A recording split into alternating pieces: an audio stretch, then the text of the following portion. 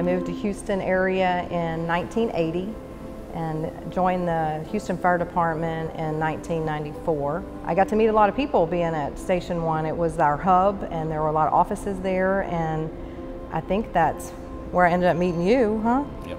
Yeah. Spent almost 21 years of my career in this fire station we're sitting in right now.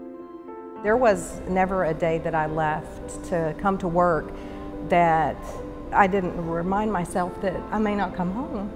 The amount of death and destruction that I've seen and witnessed and experienced in 36 years, you have to rely on faith.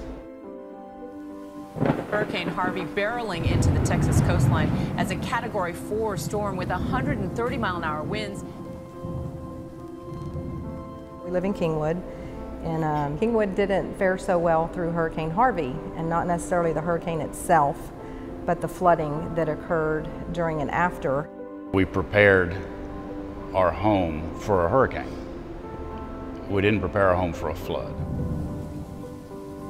Behind our home, there's a drain, and from watching it drain and running water all day, it just stopped, and the water got still.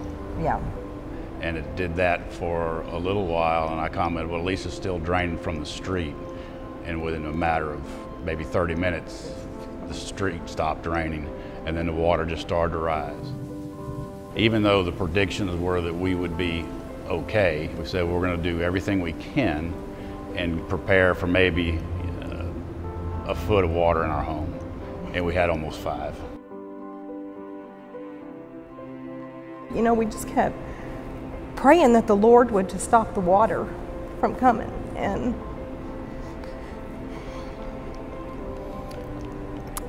that wasn't what his plan was. The realization set in that the game had changed. It was no longer us preparing for protecting our things in our home. Now we were in a situation where we had to remove ourselves. Our lives were in danger. The mindset in this business, in the fire business, is whatever it is, you have to deal with it. There is no one else. We got it. We can handle this. We can make it work. Until you're looking something right in the eye that is bigger than you and know you can't handle it. Houston's first sent a crew out there, and it was people that we didn't even know.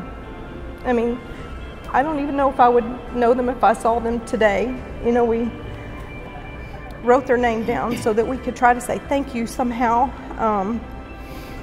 And so if you showed up at our house, thank you for doing that for us. It was a lot of work. People in the neighborhood, they were like, who are all these people that are at y'all's house? And you know, it just makes you light up to say it's our church. Then the firemen started showing up. 27 guys that came to that house. I remember telling several of them, especially John, I said, how are we ever going to be able to repay all the people? And his response to me was, Lisa, this is payback for all the things that y'all have always done for people over the years, and now we get to do it for you.